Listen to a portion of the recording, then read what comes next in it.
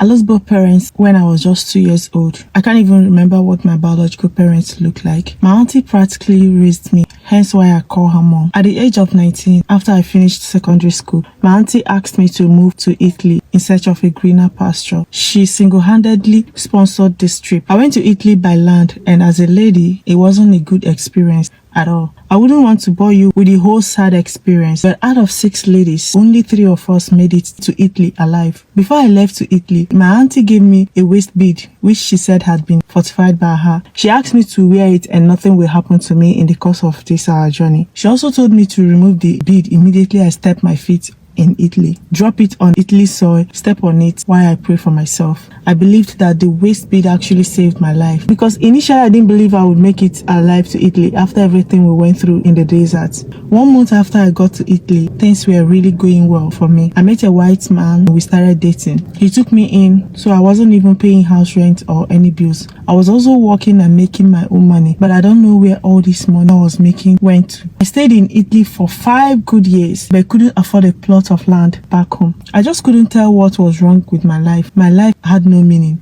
After 6 solid years of residing in Italy, I got my papers through the help of this my white guy. I was very happy. I couldn't travel home because of these papers. Immediately I got my papers, I called my auntie that I was coming back. She said okay.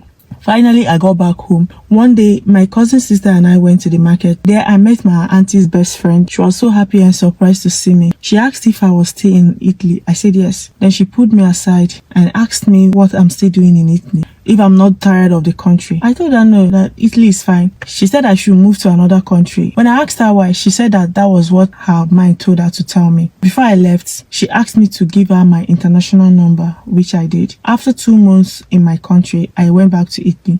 My aunt's friend called me. She told me that I should not take what she told me about leaving it lightly. I should pray very well about it because it's a serious matter and I should try and move to another country as soon as possible. I said okay. One day as I was talking to my auntie on the phone, I remembered my conversation with her friend and I told her everything her friend said to me. She shouted and warned me never to talk to that woman, that I should block her and delete her number. That woman is a witch and all that. I was surprised. I asked her if they were no longer besties. She said no, God forbid. She can't be friends with a witch. Since then, I started ignoring the woman's calls. She called me severally. I didn't block her, but I refused to pick her calls.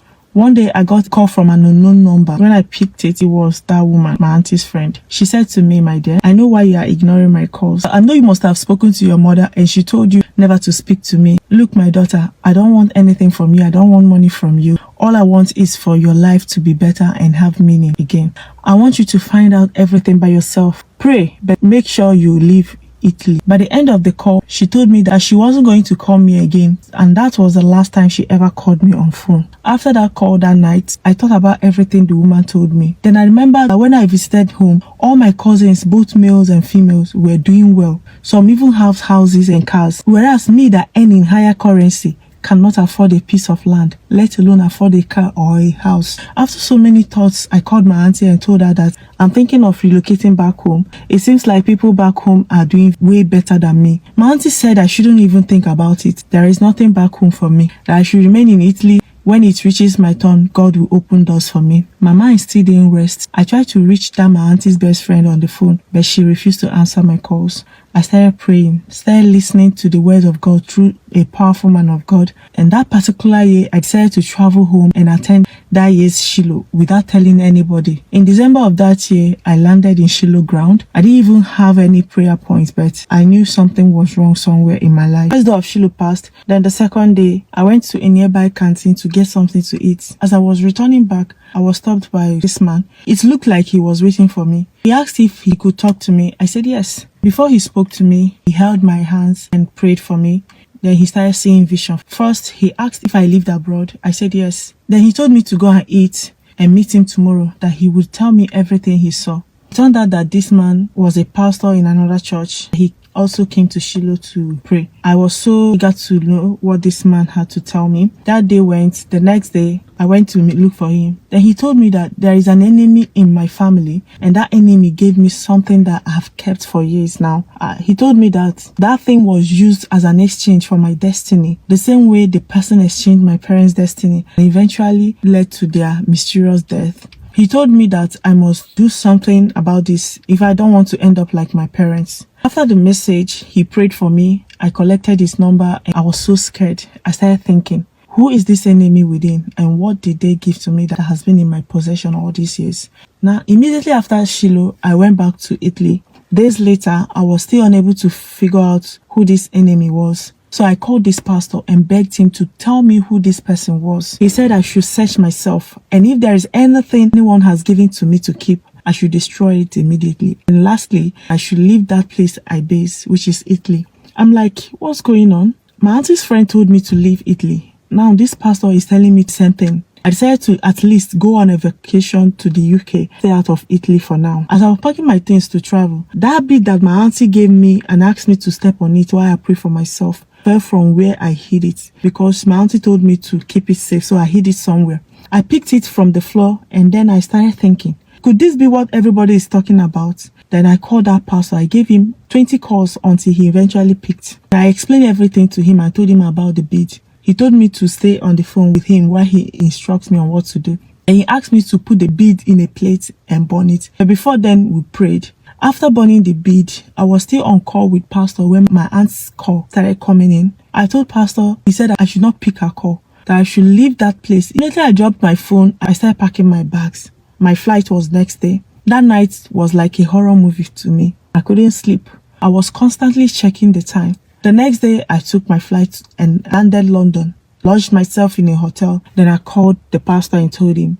He now told me that I'm free to make calls and also take anybody's call. After resting, I called my aunt to know why she's been calling me. She was just yelling on top of her voice. Where are you? Why haven't you been picking your calls? I see that you are not in Italy. Wherever you are, please go back to Italy. This girl, do you want to kill me? Please go back to Italy. She continued yelling. I just ended the call. Within 24 hours of making this call, I got a message that my auntie had passed away mysteriously. The next call I got was from my auntie's best friend. She said, my daughter, I have just one question for you. Have you left Italy? I said yes, just yesterday. She said, wherever you are right now, please remain there. Don't even think of going back to Italy. And let me tell you something. You see that your auntie, don't even say you are crying over her. Save your tears and never try coming home for her burial. I was still confused about everything.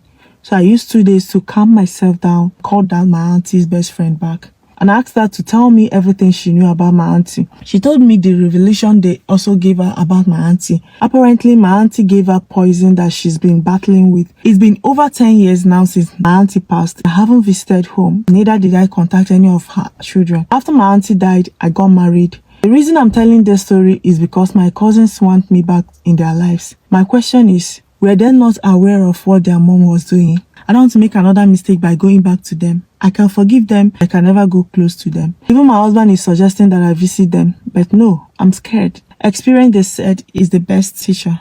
Thank you guys for watching. Let me know what you think about this story in the comment section.